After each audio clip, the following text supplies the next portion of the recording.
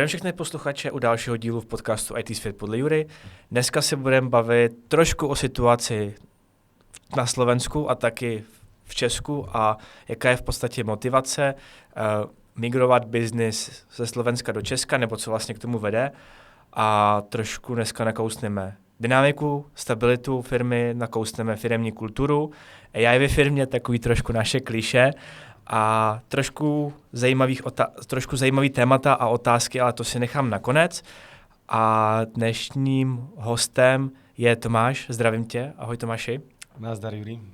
Tomáš je spolumajitel, zakladatel firmy Good Request, SRO.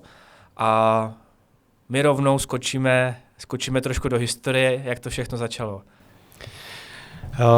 Ja zvyknem hovoriť, že všetko to začalo, keď som mal 5 a začať rozprávať celý príbeh, ale nie.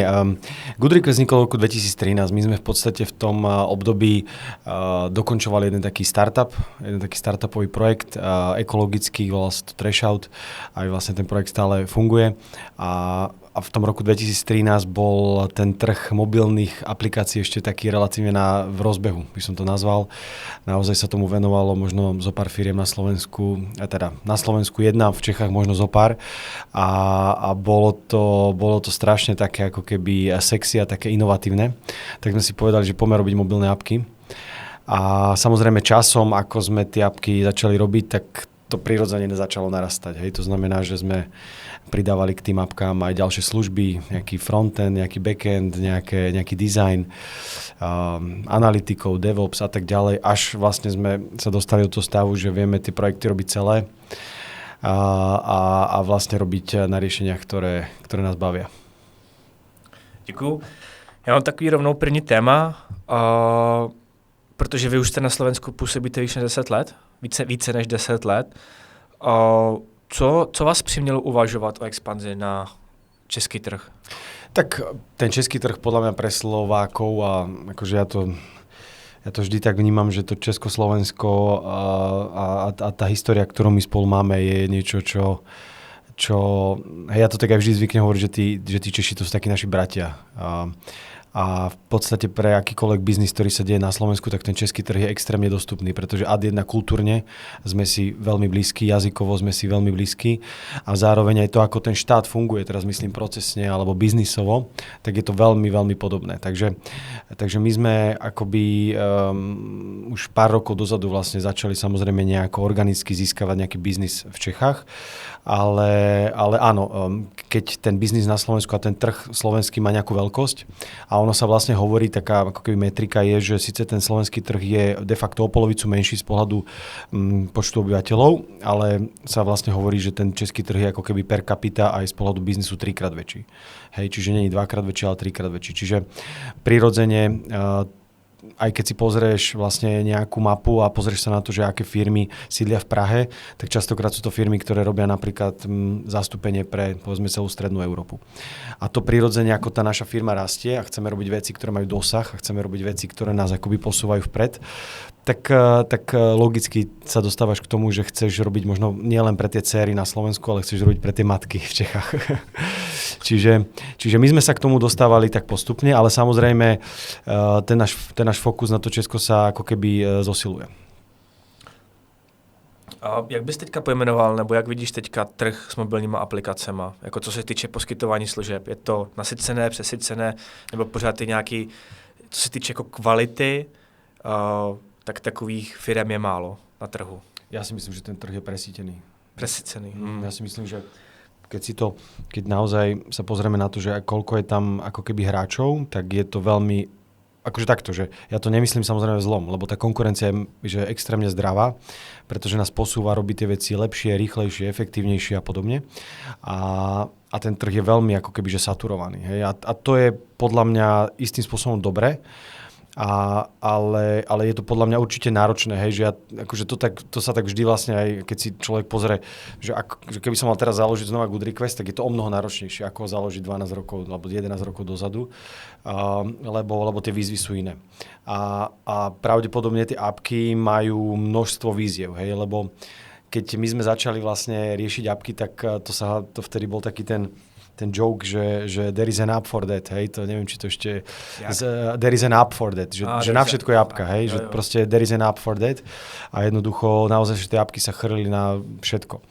Samozrejme, teraz sme možno v nejakom období racionalizácie a my veľakrát aj keď prídeme za tým klientom, tak sa nám fakt stáva, že my ho kľudne v štvrtine prípadov mu vysvetlíme, že ju nepotrebuje, hej, alebo že to nedáva zmysel, alebo že si treba naozaj byť si istý, že či ten use case je to, na čo chceš tú apku postaviť, či sa ten používateľ bude vracať, či máš potenciál s ním pracovať, lebo samozrejme tie náklady sú značné a urobiť niečo preto, aby to potom v podstate išlo do kytek, nedáva moc zmysel. Takže ten trh je nasýtený, ale podľa mňa, a možno sa k tomu dostaneme ku koncu tých tvojich tém, je samozrejme ten vplyv toho AI disruptuje celé to ITčko a bude ho disruptovať najbližšie 2 roky veľmi intenzívne. Co vám, nebo zeptám se jinak. Vlastně tím, že jste na trhu jako 10 let, tak děláte něco dobře. Tak je to jednoduchý, že jo. A měl by si mi odpovědět, co to je? Že v podstatě i přesto, že ta konkurence, a já to vnímám dost podobně, že ta konkurence je fakt drsná a každý, kdo dostudoval školu, si jako zkouší to a s tím, že i pro ty klienty ta cena je kolikrát jako taky game changer, co se týče v rozhodování, že jo, takhle tím, že občas jako ve svých volným čase pomáhám i nějakým startupům, že mi třeba volají jako pomoct přebrat nějakou appku od nějaký třetí firmy a tak. Ano. A vidím, že nejenom jsou firmy, které jsou jako i větší a mají lidi a musí se starat, ať už to kanceláře a tak dále, mají spoustu videí, tak musí mít nějakou cenovku, že jo, aby to dávalo jako matematiku. Jasné. Tak zase je spousta jiných, neřeknu firem, ale jako jednotlivců nebo skupin, jako co jsou takhle známí, že hele, budeme spolu vyvíjet apky třeba po práci, tak jsou ochotní jako jít s tou cenou dolů, jako velmi jako i radikálně, tak i v podstatě to je otázka i na vás, co, jasné, rozumím. Co děláte dobře, že daří se vám, rostete, máte za sebou 150 úspěšných projektů, takže... Možno jednu vec ešte, ktorú by som na začiatok dal, je, že chcem všetkých podporiť, aby naozaj to nejakým spôsobom skúšali. Lebo to podnikanie a v podstate rozbiehanie tých nových projektov, že je to veľmi trnistá cesta a naozaj, že 80% firiem to neprežije, ale ako keby bez ohľadu na to, že či teraz my, alebo ja tu hovorím, že ten trh je saturovaný, ale pokiaľ proste máte potrebu, choďte do toho. Hej? Lebo ako aj ty si hovoril, tie startupy, to je tá budúcnosť, to je tá inovatívna ekonomika. To strašne potrebujeme v Čechách a na Slovensku takisto. Ale to, čo je podľa mňa kľúčové, je, že áno, že jedna z vecí, ktorá je veľmi dôležitá, je nejaká konzistencia. Hej? Že presne ako si hovoril o tej kvalite, tak je ako keby bežné, že dokážeš urobiť nejaké jedno riešenie, ale byť schopný doručovať tie riešenia kontinuálne, alebo mať nejaké jedno riešenie a udržovať ho roky, tak to vytvára obrovský tlak na tú organizáciu, na tú firmu, aby si mal dobre nastavené procesy, aby si mal veľmi prozákaznícky prístup, aby si proste naozaj aj v tých ťažkých časoch, lebo každá firma proste aj niečo pokazí, alebo niečo zle odkomunikuje, alebo proste nedodrží nejaký termín, tak je extrémne dôležité, aby si proste bol blízko tomu zákazníkovi. Toto je jedna z vecí, ktorá sa tak zvykne hovoriť minimálne na Slovensku, že ten sales, že vlastne vyhrávajú tie firmy, ktoré majú dobrý sales. Lebo my máme podľa mňa naozaj v Čechách a na Slovensku skvelých technických ľudí. Máme skvelých ľudí, ktorí naozaj dokážu riešiť aj komplexné technické problémy, ale to, na čom musíme makať, je práve ten sales a marketing, lebo tam sa deje tá pridaná hodnota voči zákazníkovi. Takže myslím si, že za tie roky sme ako keby dokázali získať si dôveru našich zákazníkov na tom, že ja som vždy išiel ku klientom a to je možno aj taký tip pre každého začínajúceho alebo nejaké menšie firmy, že nemajte hneď veľké oči, že keď máte nejakého vysnívaného zákazníka, tak sa tam snažte dostať aj s malou vecou, hej, že skúste, lebo tá dôvera sa buduje postupne, hej, že ja si fakt nepamätám projekt, kde by za nami prišiel niekto a hneď nám takto položil, že 1 000 000 eur na stôl, hej, že to sa proste nestalo.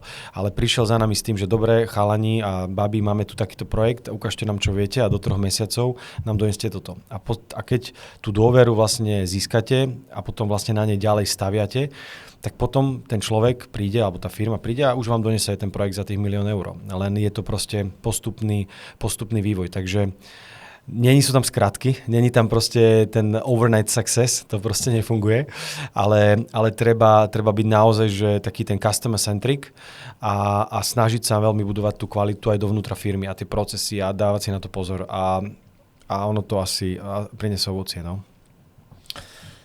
jsme trošku odbočili jinam, podle mé osnovy, ale vůbec nevadí. Kdo nás poslouchá, zapisujte, to jsou cenné rady, co tady Tomáš sdílí a jedinečné. Hrozně se mi líbila jedna věta, co si řekl, že je to o tom se trvat a vydržet. Že to není jako i ten start, co jsem pochopil, není jednoduchý a je to o tom jako se trvat v tom a věřit tomu. Ano. I když jako občas ty dny jsou velmi pochmurné a deštivé, tak věřit těm jako světlým zítřkům. No, podľa mňa to je ako ultimátna úloha proste ako keby vedenia firmy. Proste vedieť, vydržať a veriť v tú víziu. Hej, že vlastne ja som to častokrát, jedna z vecí, ktorú robím vo firme, aj napriek tomu, že už nás je aktuálne skoro 100, tak v podstate mám jeden taký bod v rámci onboardingu a to je, že vízia, poslanie, hodnoty. A vlastne jednu z vecí, ktorú vždy hovorím a hlavne ľuďom, ktorí sú povedzme juniorní alebo prichádzajú tesne po škole, že vlastne u nás vlastne ten semestrálkový prístup, ktorý som mal, že spravím, odovzdám a už nikdy nevidím, vlastne skončí. A ja im to vždy prenesem aj do tých, že máme hodnotu, že build to last, že vlastne naozaj to teraz ideme stavať tak, že predstavte si, že každý projekt, ktorý príde do tejto firmy, tu musí byť aj o 10 rokov. Hej? A to je proste taká dosť zmena u mnohých ľudí, ktorí to chcú, že just get it done. Ale vlastne, že keď sa na to pozeráš z dlhodobého pohľadu, tak aj vlastne iné vlastne možno aj KPI si vyberáš, možno aj ináč staviaš tú architektúru toho riešenia, hej, aj možno aj ináč rozmýšľaš nad tým a vlastne to by mal byť ten cieľ, hej, že pozerať sa na to dlhodobo a proste vytrvať a tie výsledky prídu. Môžu sa ptať, v kolika si založil tú firmu Good Request? Koľko som mal rokov? No teraz mám 38, takže 12 rokov dozadu som mal 26. 26. Co jsi řešil, když si musel založit firmu, jakože nějaký riziko, vedel si, do čeho jdeš a tak? No, takto, že toto je ďalší podľa mňa úplne super tip, že najlepšie zakladať firmu, keď ste mladí. Podľa mňa to je úplne najlepšia vec, lebo ste naivní. Lebo vlastne nevidíte tie problémy. Hej? Že napríklad, presne, teraz sme sa bavili ešte pred týmto rozhovorom, že máme každý po 2 deti a už riešiš proste úplne iné veci. A jednoducho, keď zakladáš tú firmu, keď si mladší, tak je to podľa mňa skvelé, lebo ty nevidíš tú komplexitu problémov, cez ktoré sa budeš musieť prehrísť. Nevidíš tu proste veci, lebo ty ideš do toho s tým, že baví ťa to IT, baví ťa tie appky, baví ťa ten vývoj a tu, že je nejaké účtovníctvo, nejaké legal, proste nejaký sales a tak ďalej, to sú problémy, ktoré ešte ty nevidíš a vlastne riešiš ich postupne. Takže ja si myslím, že je ako keby dobrý tip pre kohokoľvek sa do toho pustiť skôr, kým možno naozaj nemá tie záväzky, hej? Lebo keď už človek povedzme má dva leasingy na 2 autá, hypotéka jedno s druhým, deti, krúžky, neviem čo, tak áno, tie myšlenkové pochody sú iné. Držím palce aj zakladaniu firmy aj v 50-ke, to je o to väčší rešpekt, ale myslím si, že to ľahšie. Mentálne je to ľahšie to urobiť, keď je človek mladý, lebo hej, keď to tak poviem úplne pragmaticky, tak aj tie náklady na život, hej, toho mladého človeka sú úplne inde ako tej rodiny. Já se z toho hrát nebudu. To jak kdybych něco chtěl založit, to už jsem se povídal paní z doma s paní, tak za mě je třeba jako priorita, abych já reálně mohl jako začít jako odejít na rok a nepřispívat do rodinného budžetu. Já mám taky 2 děti a nějaký závazek na bydlení, tak jsem říkal, že první, co bych musel pořešit, je to bydlení. Že to je jako jeden z těch, jak bych to řekl, jakoby největších zásahů šípem do ramene, co se týče jako nějaký stability a tak. A opravdu to není, souhlasím, není to jednoduché, jako to rozplánovat, že nejseš teď už v tom sám. No jasně. Škoda vidíte, že jsem ten podcast nedělal svým alternativním já o pár let dřív, když si to mohl poslechnout a vrhnul se do toho dřív, no. Ale co už? Tak to sú veci, vieš, no ako, aj keď ja som v tom, alebo teda môj pohľad je na to taký, že naozaj, že musíš mať aj šťastie, hej, že vlastne aj v nejakom momente som stretol ľudí, ktorí v tom momente, alebo v tom veku ma ovplyvnili, našiel som skvelých kolegov, našiel som proste partnerov, vedeli sme, hej, že je tam nejaké momentum a ono to, akože, veľakrát, áno, je to o tom skille, je to aj o tej vytrvalosti, ale ja som v tomto naozaj taký pokorný a uvedomujem si, že proste mal som aj šťastie a tá súhra okolností a veci nejako fungovali, takže... Ale držím palce všetkým, choďte do toho, no matter what. Tak skončíme tady to téma na pozitivní notě a já si víc trošku přesměruji na blok firemní kultury a myslím si, že celý to začíná u náboru. Že jaký lidi si nabereš, jo, a takovou to budeš mít. Máš nějaký specifický postup, nebo Zeptám se vlastně jednoduše, jak si vybíráš lidi do firmy? To je výborná a veľmi široká otázka. Aktuálne ten výber vlastne na nových kolegov funguje tak, že u nás tú kompetenciu majú team lídri. To znamená, že tá firma je rozdelená podľa jednotlivých oblastí. To znamená, že team líder za frontend má vlastne hlavné slovo toho, že kto do toho jeho týmu príde. To znamená, momentálne do toho procesu ja už moc nevstupujem, čo je fajn, ale teda ten proces je samozrejme viackrokový, sú tam nastavené rôzne kritériá. My práve, že veľakrát vlastne zvažujeme práve to, v akom stave aj ten tým je. Hej. To znamená, ten team leader si niekedy povie, že áno, chcel by som skôr seniora, lebo tu potrebujem dobehnúť nejakú knowledge, alebo naopak mám práve, že dobrý skill v tom týme a potreboval by som skôr možno nejakú novú krv, takže je to skôr nejaký junior alebo medior. To, čo je ako keby pre mňa dôležité, keď sa na to pozriem z tých rolí, ktoré ja do môjho management týmu vyberám, tak ja mám strašne rád, keď tí ľudia vedia priamo efektívne komunikovať, že naozaj, že už aj z tej komunikácie cítim, že tam nie je veľa balastu, že sa vieme rýchlo pochopiť, že sa vieme rýchlo navnímať. Pre mňa osobne je práve ten fit kultúrny, alebo taký ten, že rozumiem si s tým človekom, častokrát je dôležitejšie ako to, že či on napríklad má nejaký skill. Hej? Že teraz dám ti nejaký príklad, že vyberám povedzme človeka do nejakého marketingového tímu a môj pohľad na svet je taký, že naučiť sa dá všetko. Hej? Že ja si myslím, že keď niekto je motivovaný a chce, tak ako keby tá vedomosť sa dá získať. To znamená pre mňa, ale získať charakter je omnoho náročnejšie. Hej? Získať proste drive je omnoho náročnejšie. Čiže veľakrát ja sa snažím aj u mojich kolegov im dávať vlastne také vstupy, že naozaj si predstavte, že s ním idete na pivo. Predstavte si, že s ním máte týždeň na dovolenke. Zvládnete to? Hej, že toto sú veci, ktoré podľa mňa sú dôležité a keď vlastne povie áno, tak ja vlastne som OK s tým, že zistíme, alebo on sám prizná, alebo je povedzme juniornejší, mediornejší a vyjde z neho, že potrebujeme napríklad ešte 3 mesiace do neho niečo tlačiť, alebo potrebuje nejaký kurz, alebo potrebuje nejaké školenie, alebo bude mať pomalší nábeh do projektu. Lebo opäť, keď som hovoril na začiatku o tej dlhodobosti, tak za mňa to je investícia. Aj do ňoho, aj on do seba. Čiže keď vyberám človeka, tak ja sa vždy na to pozerám tak, že ja chcem, aby to bol dlho. Aj v tej firme, aby bol dlho.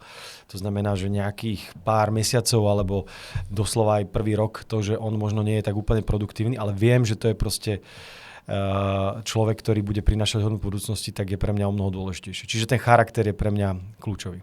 Co sú pro tebe takové ako red flagy na pohovoru? Fíha, no tých red flagov je tam veľa, akože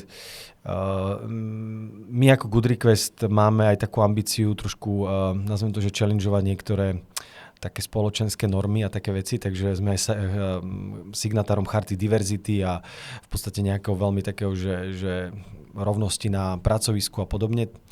A hej, keď niekto začne robiť vtipy o ženách, hej, alebo začne proste nejaké také náražky, tak to sú za mňa také strašné. Na pohovoru? No, že už sa to tak uvoľní, hej, a proste máš nejaké druhé kolo a proste už zacítiš proste nejakú, hej, takúto tendenciu, tak to je za mňa taký, že silný red flag. Zažil som už aj to, preto to hovorím. Tak jako chápu třeba po půl roce, že někdo řekne nějaký vtip nebo tak, ale jakože hnedka rovnou to vybalit na pohovor, to je jako... No ale ono to môžeš mať aj v takom naratíve, že začne typická otázka na pohovore. Ako ste zvládali náročné situácie v týme, hej?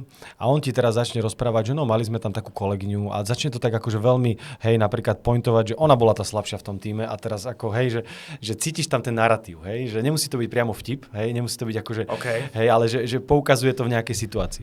Alebo to môžu byť aj veci, kde ten človek v podstate, keď má to ego strašne vysoko, hej, že ja napríklad nemám rád ľudí, ktorí si nevedia uznať chybu. A ja si tie chyby tiež, každý robíme chyby a podľa mňa najzdravšie pre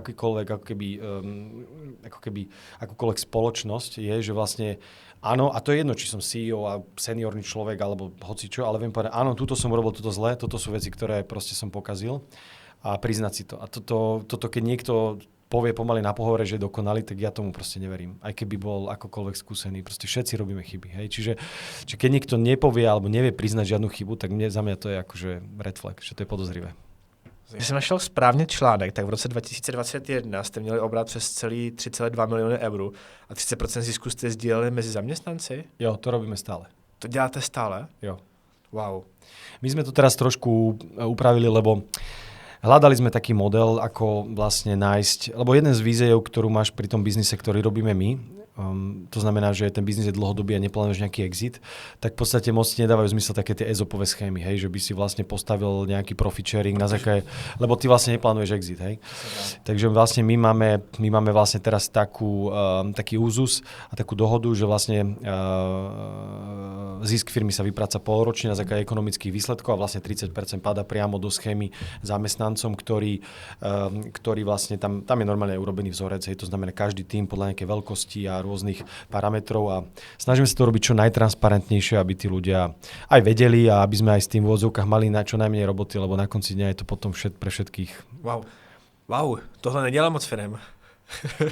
Nebo z mých zkušeností, měl jsem spoustu podcastů, znám spoustu lidí a tohle nedělá moc lidí. Moc firem, takže pro mě to bylo jako takový a zároveň motivující, protože z mýho pohledu, ať už někdo říká, že to funguje nebo nefunguje, třeba takovej bonus, záleží jakoby nastavený ten bonus.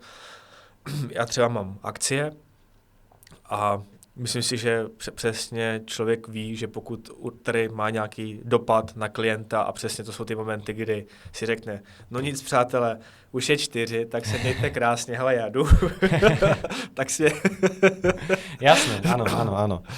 Akože tá motivácia je presne rovnaká, hej, že ako keby prečo sa chceš podeliť o ten zisk, lebo chceš, aby tí ľudia boli dostatočne motivovaní a preto chceš, aby aj oni vnímali, že vlastne budujú niečo, na čom oni majú dosah a je to vlastne aj ich a je to dôležité, aby aj oni vlastne z toho benefitovali. Takže áno, je to schéma, ktorá nám dáva zmysel, ale je dôležité povedať, že musíš priniesť nejakú úroveň transparentnosti aj do firmy, lebo keď vlastne hovoríš ľuďom, že budeme rozdeľovať zisk, tak musíš ho reportovať, musíš vlastne robiť nejaké kvartálne vyúčtovanie, že ako sme na tom, hej, že dobre, tento kvartál sa nám darilo, tento sa nám nedarilo a tak ďalej. Takže vytvára to nejaký tlak aj na management a na tú vnútornú transparentnosť, čo si myslím, že je fajn.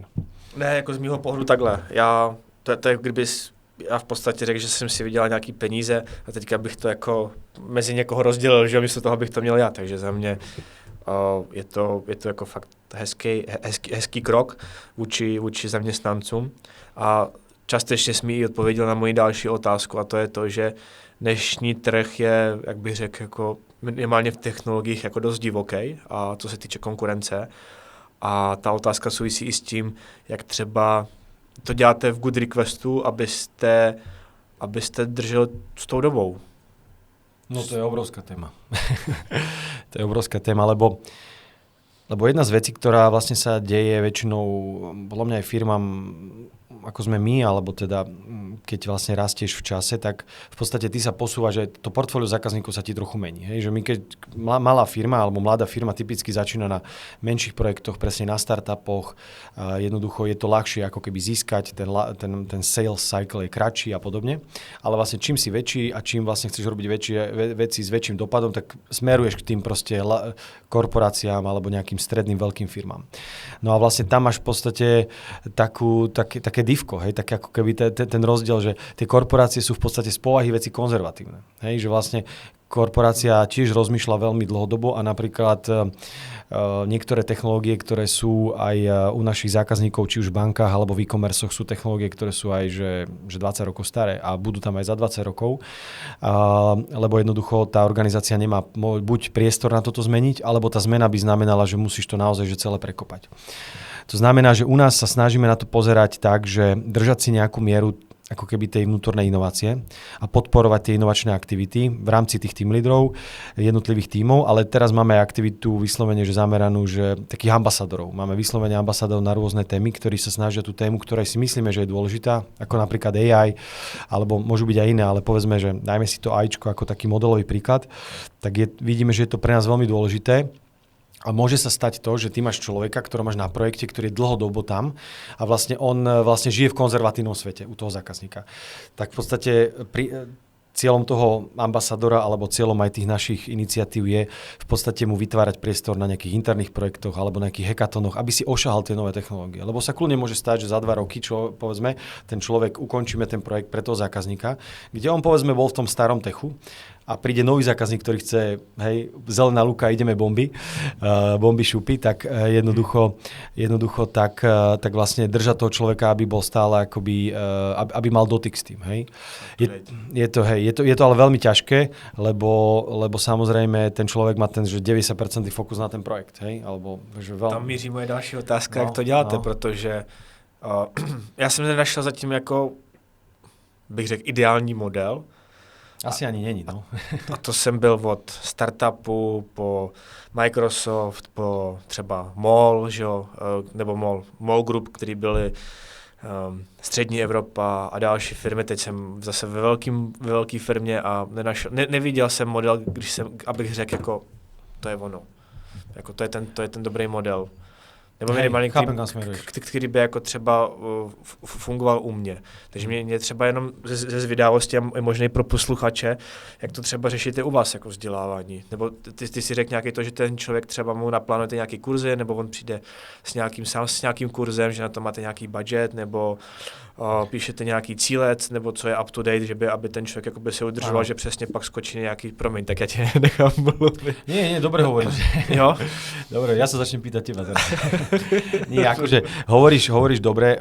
My vlastne, to je vlastne u nás súčasť performance managementu, hej, že vlastne my máme 2-krát do roka review, ktoré je také veľké zastavenie v rámci celého behu firmy, kde vlastne team lídri a bežia tam 360-ky, je tam vlastne celá taký, ako keby, že systém, ako zbierame spätnú väzbu a presne nastavujú sa tie ciele. Každý človek v rámci našej firmy má v rámci svojej utilizácie vyčlenený nejaký pomer svojho času, ktorú má investovať do vzdelávania. Prirodzene, keď si juniornejší, tak to môže byť aj 15-20%, ale čím si ako keby seniornejší, tak práve ad jedna sa vieš rýchlejšie učiť a už v podstate máš aj väčší prehľad, tak tie percentá ti nejako klesajú. Hej?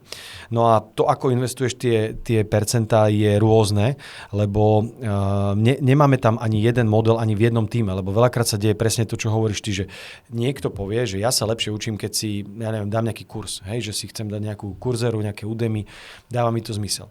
Niekto povie, viete čo chalani, ja nechcem toto, ja chcem radšej fakt, keď bude hackathon, tak ma vyseknite na mňa, že na 4 dní alebo na 3 dní a ja chcem ísť hlboko do tej technológie, vyskúšať si to. Ja to potrebujem navnímať. A ty mu řekneš, hele Franto, běž a ti 3 dny zaplatím a běž kodiť tady s klukama. No jasné, keď máme hackathon, tak sa to takto robí, hej, presne. Ale zasa není to aktivita napríklad, ktorá beží nad celou firmou, hej, že niektorí povedia, že toto nám zmysel nedáva. Niektorí vlastne majú k tomu taký prístup, že vlastne aj keď sme to riešili ešte s kolegom začiatkom roka, tak vlastne ty máš ako keby najväčší learning by mal byť ten on the job, hej.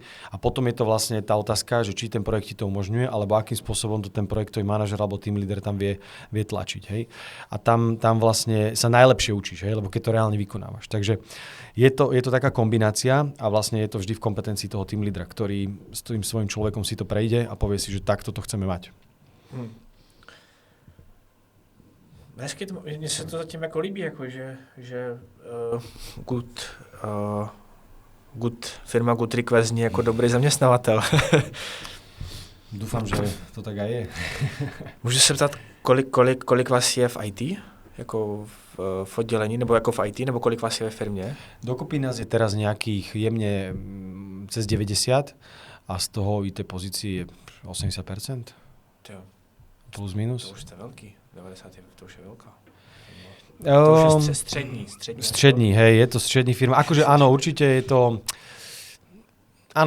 je to náročné v tom zmysle, že tá veľká firma už má aj, alebo teda stredná firma už má také väčšie potreby, hej, že už tie veci nemôžeš robiť na kolene, že naozaj tí ľudia už očakávajú nejakú mieru procesov, už očakávajú nejakú mieru toho, že ako sa tie veci dejú, takže je to výzva, ale tak máme management team a kopec ľudí, ktorí sa tomu venujú, takže nie je to len na mojich pleciach, tak aby som to nepovedal. Než ukončíme firemní kulturu, nebo blok firemní kulturu a skočíme na AI, a musím říct, že Tomáš připravil i určitý use casey, jo, to znamená, že nebudeme jenom tláchat o tom, že AI nám sebere pozice, nebo že je špatný, nebo tak, ale já jsem Tomáše poprosil, aby připravil jako určitý use casey, kde AI pomohla a kolik pomohla a jak to změřil, takže za mě poslouchejte dál, a bude to zajímavý, ale zatím mám tady poznamenanou poznámku, je to, že je to o Metalo a chci se zeptat, když buduješ ten vztah, nebo budujete ten vztah s tou firmou, je tam i něco, že i tu firmu třeba přesvědčíte, jako hele, že nejenom, že udělají tam tuhle apku nebo tak, ale že tady spolupráce je v tom, že hele, tady je nějaká nová technologie nebo nový přístup, pojďme to zkusit?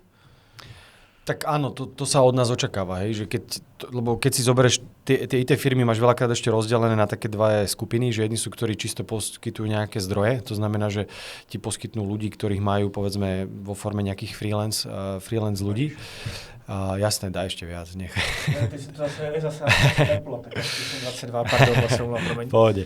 Čiže buď teda máš firmy, ktoré sú zamerané, že ti poskytujú nejaké zdroje, ktoré si ty následne manažuješ a vlastne sa očakáva, že to know-how si držíš prioritne u seba vo firme. Ten druhý use case, my ako firma, ktorá vlastne robí takého často inovačného partnera, hej, že vlastne náš typický zákazník je technologická firma. A oni očakávajú tým, že my tu máme, a veľakrát sú to aj, že majú svoje ITčko, majú svoje proste technológie, vedia riešiť veci, ale práve oni prichádzajú s tým projektom za nami, že my tu máme nejakú deltu, alebo tu nemáme nejakú expertizu, alebo tuto by sme to potrebovali zrýchliť, doručiť. Čiže my vlastne na seba preberáme aj tú zodpovednosť, a sa očakáva, že my vám dáme na to názor. Hej? Čiže naozaj veľakrát sa deje to, že im povieme, že poďme skúsiť túto novú technológiu, alebo poďme skúsiť, robíme na Slovensku pre ZS Drive, vlastne to sú nabíjacie stanice, tak hovoríme chalani, skúsme tam dať napríklad Apple Car alebo Android Auto, že to môže byť super, keď vlastne zaparkuješ rovno to z auta, zapneš aj tú nabíjačku. Veľa vecí riešime vlastne napríklad hodinky, hej, alebo vlastne keď aj Apple Pay na Slovensku prichádzal, tak sme spolu s Nikom boli jedni z prvých, ktorí proste sprístupnili platbu cez Apple Pay, lebo nám to prišlo ako dôležitá inovácia, hej, čiže, ale veľakrát sme aj v tom trošku konzervatívni, že niekedy ich aj odhovárame, že toto proste nemusíme tu hneď teraz urobiť toto, že poďme postupne, hej, že urobme nejaké MVPčko, urobme nejaký základ, overte si to naozaj s tým zákazníkom a potom škálujme, potom tam už lejte peňazí, koľko chcete do toho vývoja, ale zvalidujme si to, hej, že či to naozaj ten business case funguje. Takže ono sa to veľakrát očakáva, hej, čiže naši analytici alebo projektoví manažéri proste pomáhajú tomu zákazníkovi a dávame im ten feedback, hej, že ako by sme to uchopili. A to je aj tá vec, že keď už ty robíš veľa tých projektov buď vo fintechu, alebo bankingu, alebo vo e-commerce, tak máš samozrejme názor na to, že ako by mala vyzerať, čo ja viem, user experience nejakého riešenia. A ten zákazník, keď naozaj chce využiť to partnerstvo maximálne, tak sa na to pýta, hej? A chce z nás vyťahnuť čo najviac. A my sme za to radi, lebo a teraz nemyslím, že by sme ho presvedčili na všetky tie veci, ale minimálne mu dáme vstupy a keď už len 20% si povie, že áno, toto dáva zmysel, tak je to bomba. Takhle, pokud se takhle, nebo jak říkáš, že je to moc hezký, jak bych to řekl, je to takový jako moc hezký z mýho pohledu jako lidský přístup, že ať už to vezmeš kdekoliv, jo, že já nevím, já jsem teďka, jak jsi mluvil, tak teďka nám elektrikáři něco dělali na Kůlně a přesně říkali, hele, až budete dělat něco dalšího, tak vám tu rozvodnou krabici za ty 4000 dáme, ale teď ji tam nepotřebuje, teď vám dám krabičku za 200 korun a až budete jít dělat dál, tak a přesně jsem si vzpomněl a my jsme se s manželkou bavili, jakože, co mu jako vlastně bránilo nám dát tu krabici za 4000. Proč nám tam nedal? No, podľa mňa asi iba svedomie. Víš, jakože on jim tam mohl dát. Ano, a vlastně, ty by si to nevěděl vyhodnotit. Jo, přesně tak, protože to řešení je, co tam nám udělali práce, tak odhaduju a doufám, že to bude aspoň do těch 30, že to nebude víc. Tak jako ta položka 4000 by v tom jako 30 budget, přesně tak. Takže jakoby, o tom jsme se bavili a to, co vlastně to říkáš i teďka na podcastu, jakože to je ten jako hezký lidský gesto, chování, morálka, který si myslím, že v dnešní době, že nechci říkat většina nebo ukazovat nebo tak, ale spíš jako moje zkušenost, třeba že můj subjektivní pohled, co jsem viděla tak většinou je naopak jako ta tendence z toho člověka ty peníze vyťahnout. Tak, no. Hej, no ako podľa mňa, hej, že to vlastne ideme k takým tým základným hodnotám, ako je, že nejaká dôvera, hej, že áno, momentálne bohužiaľ aj na Slovensku a teda samozrejme aj v celej strednej Európe zažívame trošku takúto krízu dôvery a vidíme to aj v spoločnosti, aj v politike a všade možne. A je to veľmi akoby náročná téma, ale podľa mňa toto je základ. Proste keď si nebudeme dôverovať, no tak potom už že vlastne čo nás iné spája, hej, že mne to príde ako dôležitá vec. Samozrejme, že, a teraz ako zase nechcem idealizovať, hej, lebo ja niekedy, hej, aby to teraz nevyznelo, posluchači hej, si budú myslieť, že všetko je ružové. Aj my urobíme niekedy chybu, hej, a teraz aj niekedy my možno, ja neviem, niečo zle naceníme, ale podľa mňa je to úplne fér, aby sme potom si sadli s tým klientom a povedali, to dobre, toto sme pokazili a buď a bolo to zle, alebo bolo to ináč a baviť sa o tom a podľa mňa, akože fakt, ja si myslím, že všetky problémy sa dajú vyriešiť, len si treba sadnúť, normálne si vypočuť jednu stranu, druhú stranu, pochopiť sa a podľa mňa to potom buduje ten vzťah. Lebo akože ideálny vzťah neexistuje. Či biznisový alebo partnerský, žiadny. A je to vždy iba o tom, ako proste ísť cez tie, o komunikácii, ísť cez tie problémy a snažiť sa proste to prekonať. A na tyhle zase krásné notě bych ukončil blok firemní kultury, možná se k tomu vrátíme, ale já nevím, jestli to je nějaká, jak bych to pojmenoval, ale v podstatě třetí host teďka v řadě, kde máte dost podobné jako mindset, co se týče jako lidského chování a i přístupu. Jakoby, že... Vieš čo, ja by som možno ešte jednu vec k tomu dodal, lebo je to pre mňa dôležité, že podľa mňa aj preto aj ja o tom možno hovorím, ale možno aj tí hosti predo mnou hovorili o tom, lebo vidíme to v tej spoločnosti. Vieš, že my vidíme v tej spoločnosti, že jednoducho máme na niektoré názory, že vidíme tam ten hejt, vidíme tam proste takéto rozkrajovanie na tie tábory, strašne tam vidíme veľa takého, akože takéto hulváctva, hej, proste, že strašne to tam tečie, na Slovensku ešte viac ako u vás, za to vám gratulujem a držíme vám palce, ale jednoducho toto podľa mňa nie je ako keby spôsob, ako väčšina slušných a rozumných ľudí chce žiť. A už to dosahuje takú úroveň, takú mieru, že proste asi to treba o tom viac hovoriť, lebo sa to, hej, že sa nám to trošku stráca. Moc hezky řečeno, moc hezká myšlenka. Děkuju. Jo. Tak skočíme, dámy a pánové, na AI.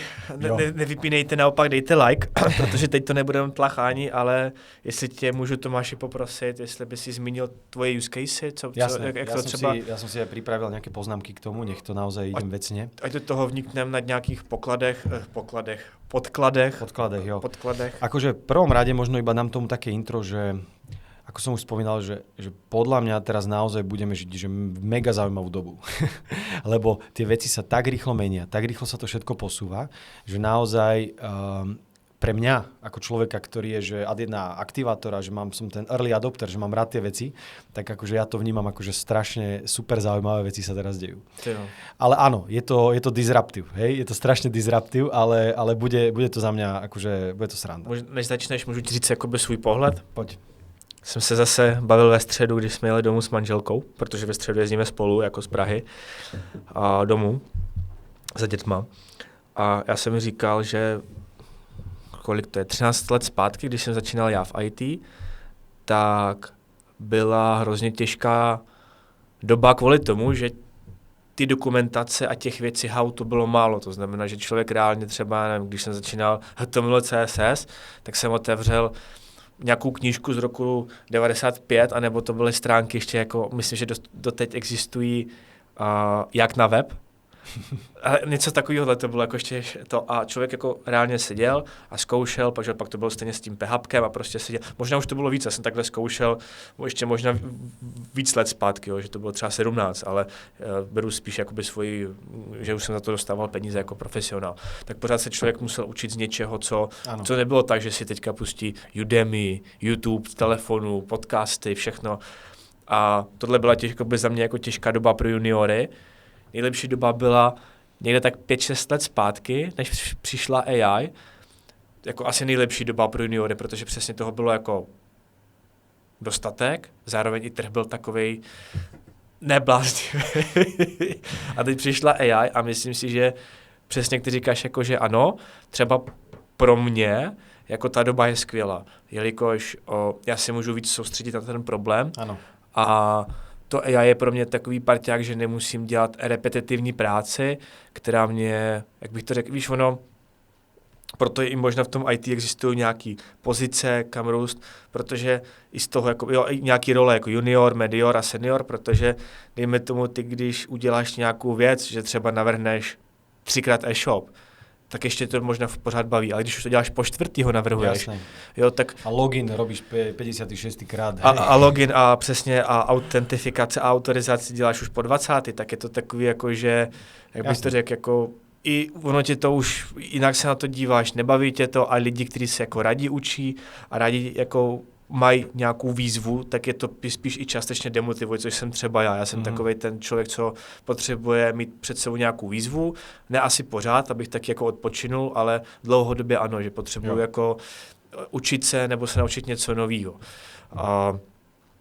A myslím si, že to AI pro ty teďka aktuální juniory je hrozně, jak bych to řekl, jako roztržka, protože pro mě, já už mám nějaký názor, vím, jak to má vypadat, už jsem to odkodil, udělal jsem nějaký bugy v produkci, namlátil jsem si čumák a už zhruba vím, jak to je. Ale člověk, který přijde jako juniorní a nemá, jak bych to řekl, jako, je to vlastně jako tesář nebo někdo jiný, nemá ty věci jako udělaný, nemá to na produkci odzkoušený, nespadlo mu to a on jako ano, to AI třeba kolikrát nepíše hezky, ale on to neumí posoudit a v podstatě už, jak bych to řekl, že od ty jako praxe rovnou skočí v podstatě, jak bych to řekl, přirovnal, zrovna nic dobrýho nenapadá jako přirovnání, ale myslím si, že kvůli tomu to mají i těžší, že musí skočit jako rovnou k tomu rozhodování bez předchozí praxe.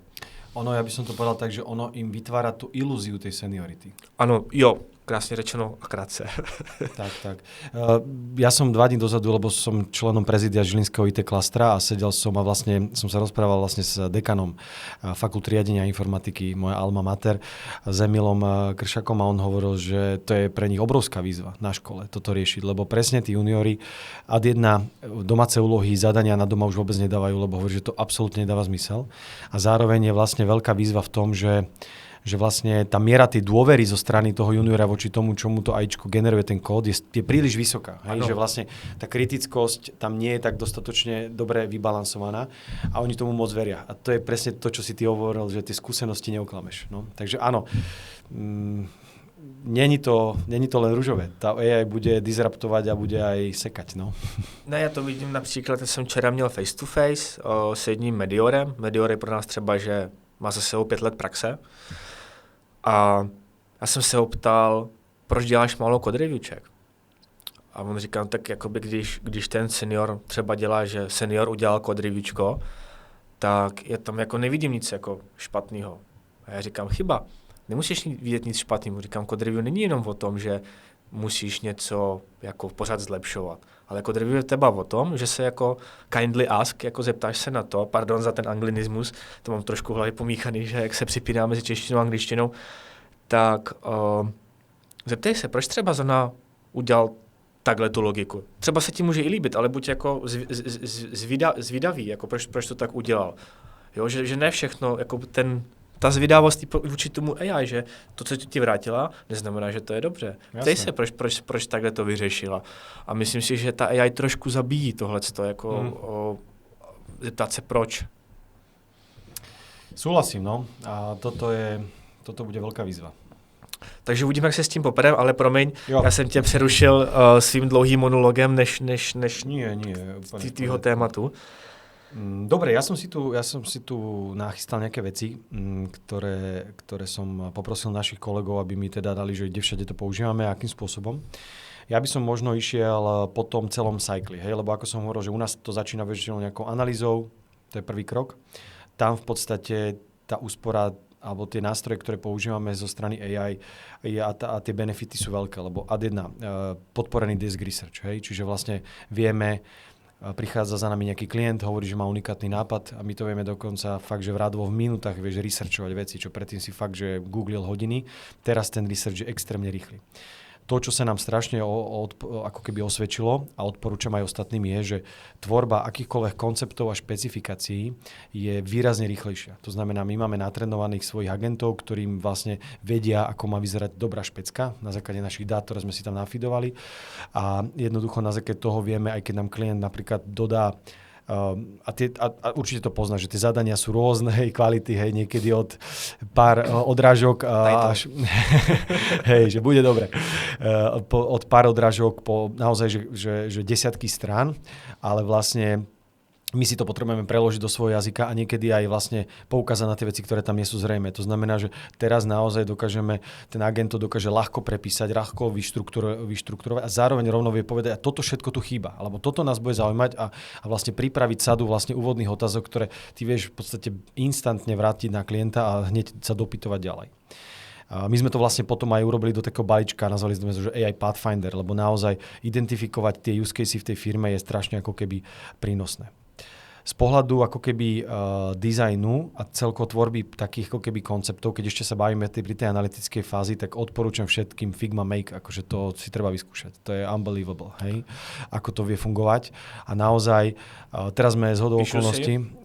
Posluchači, píšte si Figma Make. Figma Make. Akože ideálne ešte taký protip je, že vy keď chcete v tej Figma Make tvoriť nejaký klikateľný prototyp, vlastne funkčné demo, lebo reálne si to vieš publishnúť, to vie mať normálne svoju databázku, tam funguje login, normálne to vie fungovať. Ale to, čo je na tom ako keby, že dobré, že neviete vždy dobre napísať ten prompt, hej? Čiže naozaj sa odporúča, že choďte do nejakého ChatGPT alebo Gemini a povedzte mu, že toto by som chcel, aby bolo na výstupe. Ako má vyzerať prompt pre Figma Make? Jasně, protože to dělám taky, že já než pošlu třeba, já používám Claude Pro Max a než to tam pošlu, tak já si jdu buď to ChatGPT, ale koupím si aspoň za těch $18, protože to free jakoby úplně a nechám si udělat třeba PRDčko nebo opravit to moje a pak to zase jdu vodům dál a tam až mi to z toho, aby něco konstruktivně vygenerovalo. Tak, čiže toto je ako keby že celkom dobrý tip a vlastne v tom Figma Makeu dokážete naozaj tvoriť veľmi dobré ako keby prototypy, ktoré samozrejme môžu byť veľmi vzdialené zo strany toho, ako finálne riešenie bude vyzerať, ale nám sa to veľmi osvedčilo, lebo klientovi dokážete ukázať proste takto to bude vyzerať. A väčšina klientov, keď sa bavíme o ľudí, ktorí sú na strane biznisu, o mnoho lepšie konzumujú tú informáciu, keď už si to klikajú a pozerajú, ako keď majú len čítať nejakú špecifikáciu na 20 strán. Hej. Takže z tohto pohľadu je to super. Druhá vec, ktorá nám ako keby že naozaj pomáha je v rámci dizajnu UX Pilot. Ináč to bol, ja som to teraz niekde na Twitteri čítal, že to bol nejaký side hustle nejakého chalana a ono to vystrelilo. Takže dajte si UX Pilota. To vôbec neznám a to som to nagooglil. Povedej mi to zaujíma, co to je. No. UX Pilot je práve na tvorbu ako keby čisto takých prototypov, ktoré ty vieš potom importovať do Figmy a normálne ti to vygeneruje vlastne design, ktorý vlastne ty vieš potom už editovať v rôzne, ja neviem, pop-upy, obrazovky, neviem, tabulky, čokoľvek. Ale je to presne postavené na tom, že ty prídeš s tým, že vymyslím si, ideme robiť pre Škodovku nejakú novú landing pageu, navnímaj si ich brand, pozri si, čo ponúkajú a priprav mi nejaký draft. Hej. Opäť, není to o tom, aby sme teraz, nahradili dizajnerov, ale je to super na to, aby si ty upratal tie myšlienky a za pár sekúnd, alebo dobre, pár minút, keď ešte budeš iterovať, tak máš veľmi dobrý základ, ktorý vieš možno potom streliť do Figmy a pohrať sa, potvíkovať a možno ísť za klientom a ukázať mu, takýmto smerom chceme ísť, čo vy na to? A oni povedia super, hej, poďme tým smerom. Alebo naopak, ideme zle, hej. Takže to zní moc hezky. Takže UX Pilot je naozaj akože veľmi dobrý. Zároveň to, čo je super na týchto AIčkových túloch, že dokážeš pokrývať aj niektoré use casey, ktoré sú častokrát vyžadované legislatívou. Teraz prišiel zákon o prístupnosti, tak my sme vlastne si tiež pripravili sme si vlastne taký plugin, ktorý ti dokáže práve urobiť, že sa pozrie na ten tvoj dizajn a zvaliduje, že či si nezabudol na nejaké veci v kontexte tej prístupnosti. Hej? Čiže že to je ako keby celkom dobrý scenár. No a druhá vec, ktorá je tiež výborná, je, že my v rámci dizajnu robíme pre klientov často aj UX research. Hej? Čiže ty validuješ ten daný dizajn s reálnymi používateľmi, ale vlastne opäť, že zasa keď si pripravuješ na to podklady, robíš si desk research, pripravuješ si flowy, čokoľvek, tak vlastne Figma Make, UX Pilot alebo tieto nástroje ti to vedia extrémne zjednodušiť, aby si potom bol istejší, že buduješ riešenie, ktoré má biznisovú hodnotu. Takže to by som možno pridal k tým dizajnovým veciam. A tam tie úspory sú naozaj že veľké. Hej? Že keď sa bavíme o tom, že predtým niekto, a kľudne aj v tej analytickej fáze mal teraz ako urobiť desk research, že mal proste spísať nejakú špecku, tak teraz sme sa z jednotiek dní dostávame na jednotky hodín. Hej? Že to je akože, to je masaker podľa mňa. A to isté je pri tom dizajne, že ono to ako keby prináša takú superpower, hej? Že môj kolega to tak pekne naznačil, keď sme sa bavili keď si hovoril o tom, že áno, že vlastne ako to celé dopadne, tak ja si nemyslím, že AI nahradí tých ľudí. Ale vlastne kolega to tak pekne povedal, že nášho, povedzme, analytika nenahradí AI, ale nahradí ho analytik, ktorý vie dobre používať AI. Hej, a to isté platí pre dizajnera, pre developera, pre projekťaka, pre každého. Čiže že ten človek tam vždy bude podľa mňa potrebný a ja si myslím, že tá pridaná hodnota je veľká, ale ak teraz je niekto rezistentný a ujde mu ten vlak a ostatní nebudú, tak ten rozdiel bude znásobný. Můžu jenom skočit. Mě se ptal jeden právě teďka otázku. Mě se ptal jeden známý, co má firmu a říká, že potřebuje jako zvětšit IT. A teďka on říká, nebo ptá se mě, co mám udělat? Mám nabrat jako 4 vývojáře za plácnu třeba 130 000, anebo jako mediorní, nebo jako lehce seniorní, anebo nabrat jako dva lidi, kteří jsou jako fakt jako snajpery, já tomu říkám snajpery, a budou mít třeba 180. Já mu říkám ani jedno, já říkám, naber jednoho člověka za 220, kup mu AI tooly a vyjdeš v plusu. Jasné, no tak akože aj to je cesta. No potom už by som sa ťa zasa pýtala, čo keď ho zrazí vlak alebo niečo, hej, že zase nejaká záloha musí byť a mať predsa len nejaký plán B a aj ona si chodí na dovolenky a tak, ale hej, je to proste naozaj vec, že dokážeš proste, je to taká demokratizácia, dokážeš o mnoho viac technológií šipovať, o mnoho viac vývoja, dostať k zákazníkom lepšie riešenia a to znamená, že môže sa kľudne stať to, že ten good request za pár rokov v tom istom týme, v tej istej veľkosti, v tých cca 100 ľuďoch bude schopný doručovať možno raz toľko riešení alebo raz také veľké projekty. To znamená, že tá pridaná hodnota bude väčšia.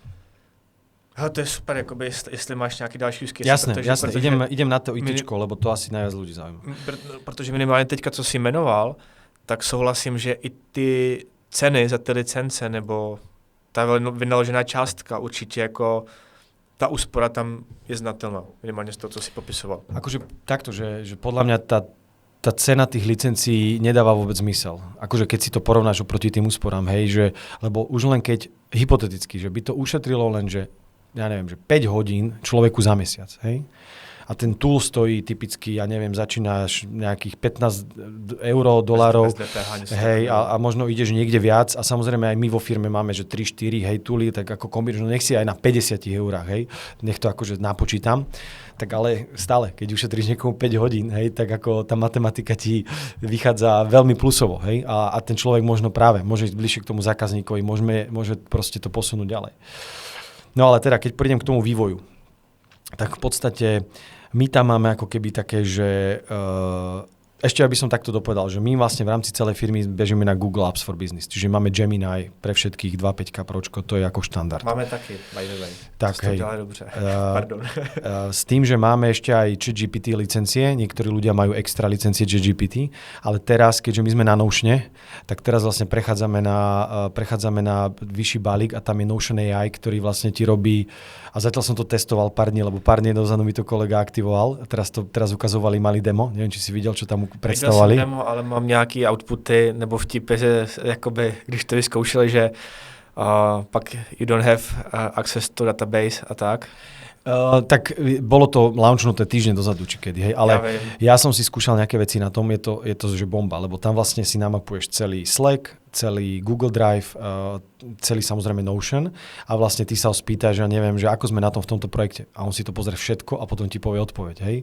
Čiže že to je ako keby celkom step up a zároveň, čo je na tom super, je, že vlastne ten Notion AI rovno ti poskytuje všetky modely, tie hlavné, hej, čiže máš tam Claude, Gemini aj ChatGPT. Teda počkaj, sa mi zdá, že Gemini tam není, alebo je, no teraz som si neistý, či tam je Gemini, ale ChatGPT a Claude tam je určite. To znamená, že ty vieš vlastne niektoré tie aktivity robiť aj tam. No ale teda to, čo u nás ako keby z pohľadu vývoja najviac využívame, tak my máme vlastne 3 túly. Opäť, že snažíme sa v tom ísť tak trošku inovatívnejšie, že mohli by sme naradiť jeden všetkým, lenže zatiaľ sa nám ukazuje to, že tie túly sú vždy v rôznom, trošku ako keby rôzne use casey fungujú ináč v iných ako keby nástrojoch. Hej. Čiže ako si aj ty hovoril, že možno v Claudeovi viem toto robiť lepšie, toto viem zase robiť lepšie v ChatGPT, toto viem lepšie robiť v tom a v tom. No a pre vývoj máme 3. Windsurf, GitHub Copilot a Cursor. A v podstate tie tooly sa vlastne líšia momentálne najmä tým, že napríklad Windsurf preferujú viac iOS-aci. Hej, že napríklad iOS-aci pohovoria, že proste pre Swift sa im o mnoho lepšie robí s Windsurfom ako napríklad s GitHub Copilotom. Hej. Najmä kvôli tomu, že vraj lepšie vie držať celý ten kontext projektu. Hej, že keď máš vlastne, to je najväčšia výzva veľakrát pri tých tooloch, že ty keď máš veľký projekt, desiatky tisíc riadkov, proste rôzne väzby, proste kadečo, tak a ty keď sa o niečo spýtaš, tak on vlastne, ak nevie si to držať, tak vlastne on ti samozrejme tým pádom radí zle, hej? Alebo ťa opravuje zle, hej? Takže napríklad ten Windsurf chalani dosť chválili. A používame to hlavne na tie činnosti, ktoré si ty hovoril, že sú vlastne tie nudné. To znamená generovanie nejakého UIčka, nejaké boilerplatey, proste nejaké generovanie alebo kontrola nejakých API rozhraní, hej, alebo nejaké validačné čeky na lokalizácie, hej, lebo väčšinou tie apky sú v rôznych jazykoch, hej, čiže či všade všetko máš proste ponastavované dobre. A samozrejme nejaké automatizované čeky na nejaké release procesy, hej, že či ti to tam dobre, proste či si na niečo nezabudol, hej, čiže táto úspora sa ako keby je to veľmi rôzne, lebo keď som sa s chalanom bavil, tak presne ako si ty povedal, že máme aj chalanov, ktorí sú seniorní a povedia, že mne to ušetrilo pár hodín do mesiaca max, hej, lebo už fakt dobre píšem, ide mi to rýchlo, proste nepomáha mi až tak zásadne, ale už aj tých pár hodín je vlastne úspora, ktorá dáva zmysel v kontexte tých nákladov. Ale samozrejme, keď máš niekoho, kto je mediorný, juniorný, tak tá pridaná hodnota je vyššia, hej, lebo on možno už vlastne neurobí tú chybu, lebo veľakrát tí agenti ich dokážeš tiež, alebo teda tie tooly dokážu sa učiť na tvojom codebase a tým pádom oni už vlastne odporúčajú tým jazykom, ako ty chceš, aby sa ten kód udržiaval a smeroval. Keď pôjdem možno ďalej, tak áno, ono v rámci tých nástrojov je dôležitá vec ešte povedať, že my toho GitHub Copilota používame, pretože máme GitHub. Hej? Keď máte iný stack, že nepoužívate GitHub, tak asi možno to nedáva zmysel. Hej? Máme to dost podobně udělaný. A ono ten Copilot, co se týče, když máš GitHub, tak tam můžeš mít i code reviewčka a ono to poskytuje jako daleko větší škálu, než by člověk, pokud by neměl GitHub a měl by jiný oddělený nástroje, tak tolik ten Copilot smysl nedává. Tak, s tím jako souhlasím. Tam som chcel presne prejsť, že lebo keďže my máme vlastne celý codebase, všetky projekty naše sú na GitHube, tak vlastne keď napríklad naši frontendiaci alebo backendiaci, tak vlastne presne, že on si vie držať a vie vidieť množstvo vecí a pomáhať aj presne napríklad s tým code review a vlastne, čiže akože tá pridaná hodnota je tam vtedy veľká, hej. U toho jenom Copilotu ti skočím, tam je přesně, co je nebezpečný nebo nebezpečný, jakoby, co je tam je spíš jako dražší, než je třeba u toho Windsurfu, tak ten Copilot, jak jsem do něj třeba před 4 měsíci kopal, tak oni se zase zlepšili, ale ten kontext, aby tam byl, tak je drahej u toho Copilotu, že je drahej prostě, no. No. Akože toto je podľa mňa dôležité si uvedomiť, že tam vlastne, vieš, v minulosti, ja neviem, my sme urobili analýzu 2 roky dozadu a povedali sme, že Notion a budeme ho používať na toto. A teraz sme sa akože komitli na dlho, ale teraz vlastne ty nemôžeš to rozhodnutie urobiť. Ty musíš vlastne naozaj mať ľudí, ktorí to ako keby kontinuálne skúšajú, lebo toto je proste za mňa teraz divoký západ. Teraz sa tie veci tak rýchlo releaseujú, tak každú chvíľu, hej, kedy si sme mali, že ChatGPT, že by far the best, hej, ani sa nebavíme o ničom inom. A teraz zrazu proste máš iné tooly, ktoré už sú fakt výrazne lepšie v iných use caseoch a potrebuješ si to proste porovnávať. Hej? Čiže kľudne sa môže stať to, a to som ináč mal takú dobrú debatu, lebo kedysi bolo, že na začiatku tohto roka, alebo koncom minulého, keby si sa ma spýtal, že čo sa musí stať, aby OpenAI proste skrachovalo, alebo že tá firma skončí, tak by som povedal, že to sa nedá. Hej? Že to je proste, že my máme teraz takú trajektóriu, že ten AI trend je extrémne silný. No ale teraz vlastne, keď som nad tým znova rozmýšľal, tak si hovorím, že no ale počkaj, ale vlastne ono sa to teraz tak vlastne rýchlo dokáže, vieš, že tá lojalita je teraz nízka. Ty proste nahnevala ťa GPT-5, Gemini 2.5 Pro a ideš hneď. A tým pádom vlastne nemáš tam ten v úvodzovkách vendor lock, hej, keď to tak poviem. A to znamená, že kľudne sa môže stať, že keď niekomu z týchto veľkých hráčov ujde ten vlak, čo je len na kvartál, možno pol roka, tak Windsurf už prodávali, že ho prodali před, já nevím, 6 měsíci, ho koupili, protože to nedali. Potřebovali korunky, aby to znova nedali.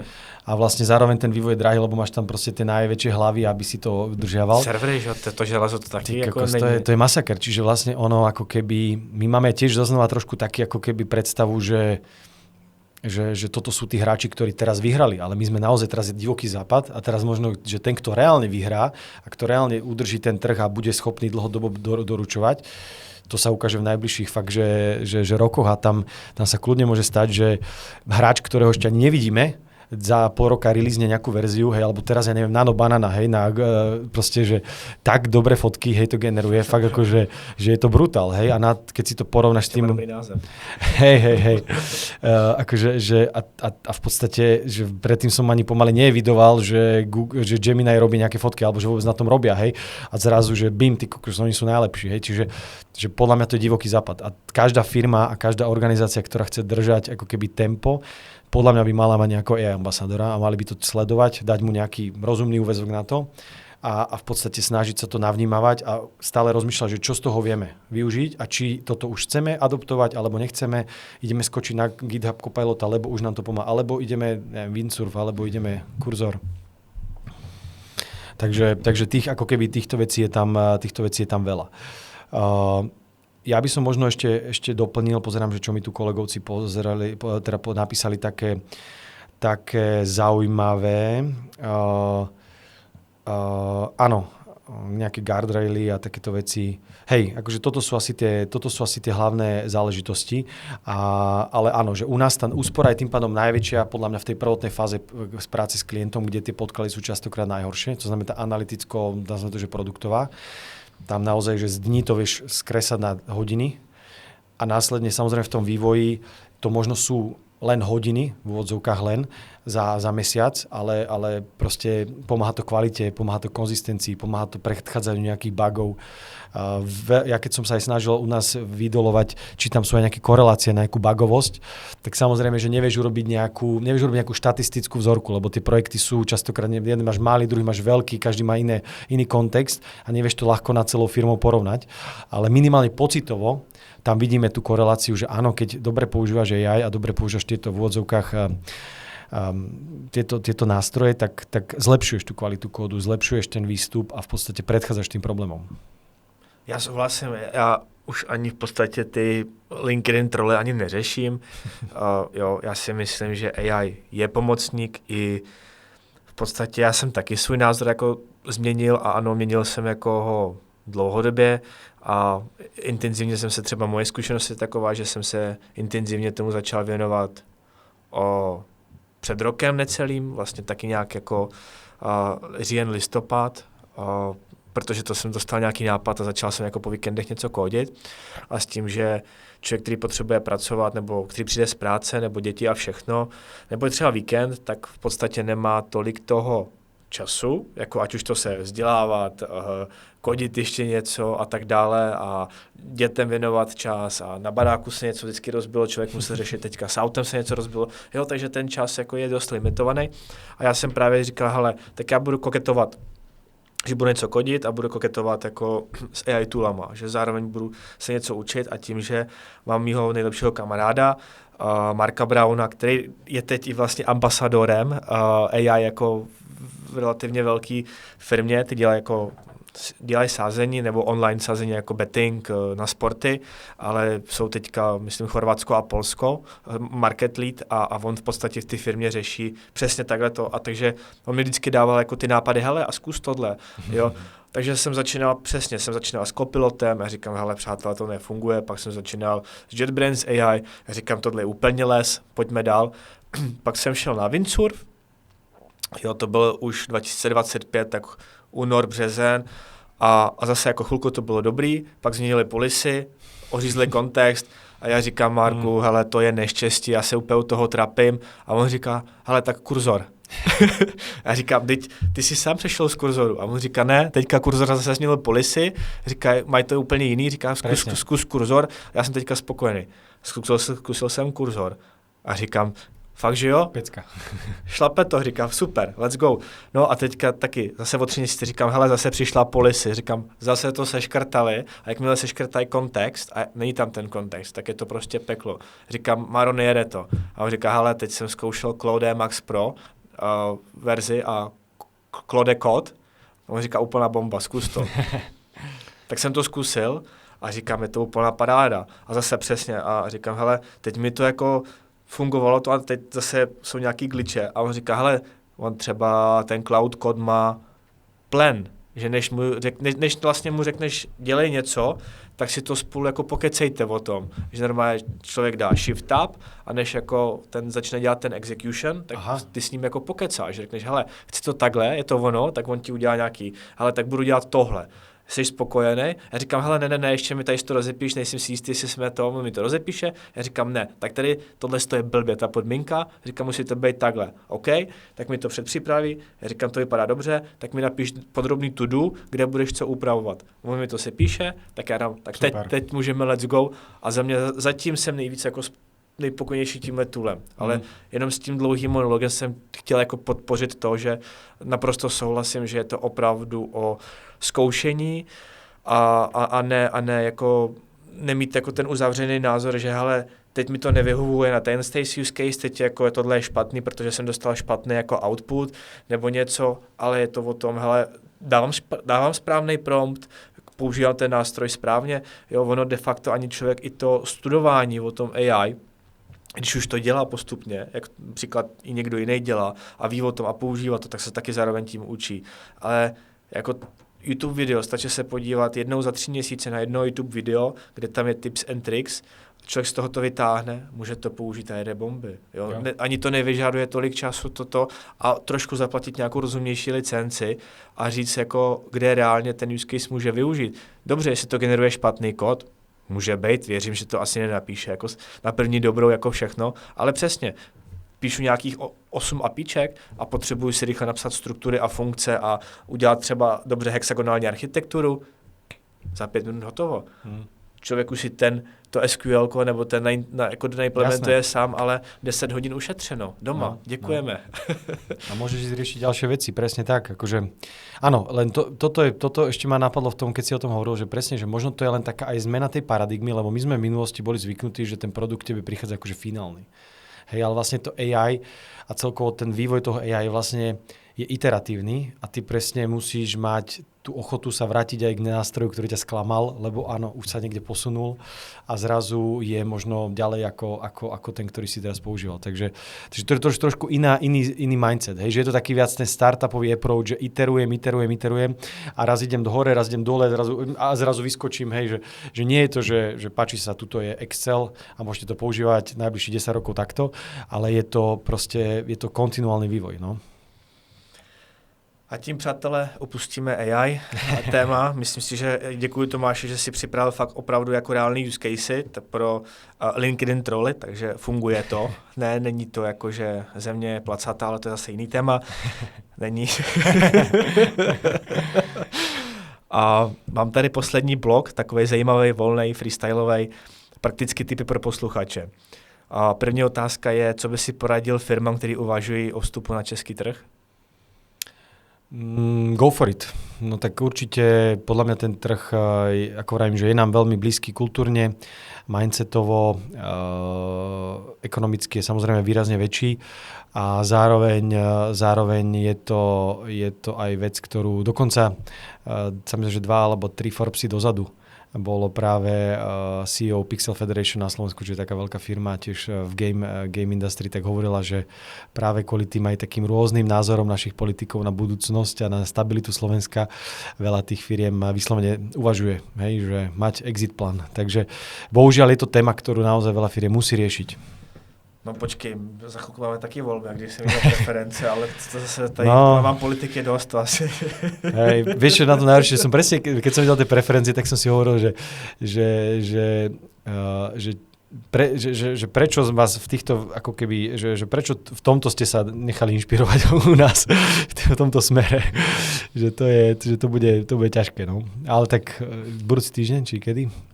No, já zůstávám příští pátek, no, já půjdu. Já zůstávám jako pořád pozitivní a moje manželka poslouchá Keci a politika, si platí, jako ten podcast, že to má ráda. A myslím, že to bylo z tohohle podcastu a říkala, že ta česká demokracie je nastavena tak, že i když třeba nesmí mít úplně většinou, jakoby ta strana, jo, nebo ta koalice nesmí mít úplně většinu.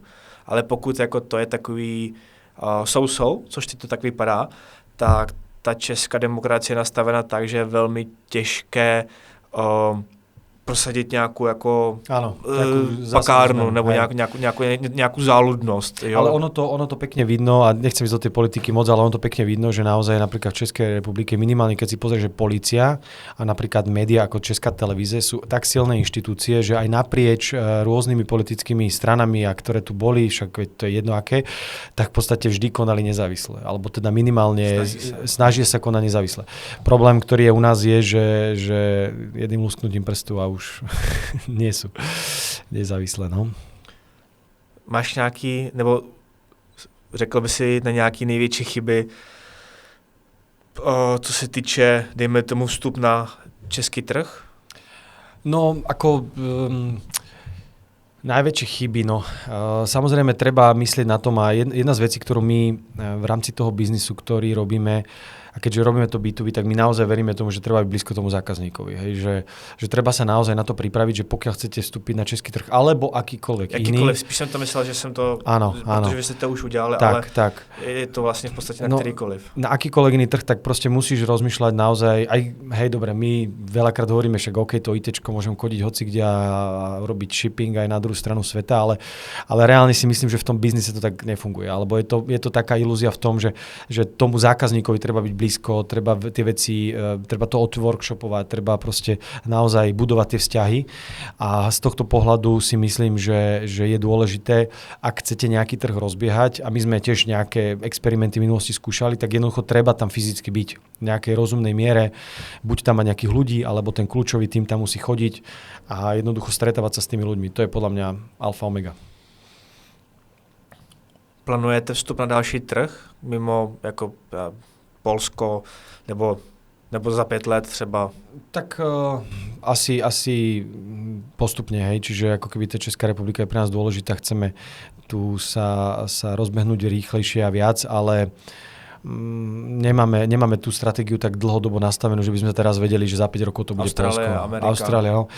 Ako úplne preferujeme asi tú jednu časovú zónu, aj vzhľadom na to, aby sme tie veci vedeli dorozumne dodávať, čiže tú Ameriku nemáme teraz na nejaké pipeline. Viem, že veľa aj firiem, ktoré robia podobný biznis ako my, tam majú to lokálne zastúpenie a tvoria ten biznis tam. My sme možno v tomto trošku taký v úvodzovkách iní, že snažíme sa ako keby rozširovať o tie krajiny, ktoré sú blízko. Takže pravdepodobne z tých Čiech by sme skôr možno smerovali v rámci Európskej únie, áno, tak Benelux je zaujímavý, severské krajiny Nordic sú zaujímavé, tam je to veľmi akože fajn, čo sa týka angličtiny, že vieš to tam, vieš vlastne, hej, že napríklad problém v tom DACH regióne je, že musíš mať dobrú nemčinu, hej, že tam ako keby sa vyžaduje tá nemecký jazyk. To pri, povedzme, južanských krajinách, hej, keď sa bavíme Taliansko, Španielsko a podobne, že keď tam chceš vstupovať, tak potrebuješ viac vedieť alebo mať tých lokálnych ľudí. Ale naopak tie severské krajiny alebo Benelux sú veľmi akože English speaking, takže tam vieš to bez problémov udržať aj v angličtine. Nemám teďka aktuální, nebo myslím si, že jsme prošli úplně všechno, co jsme chtěli projít.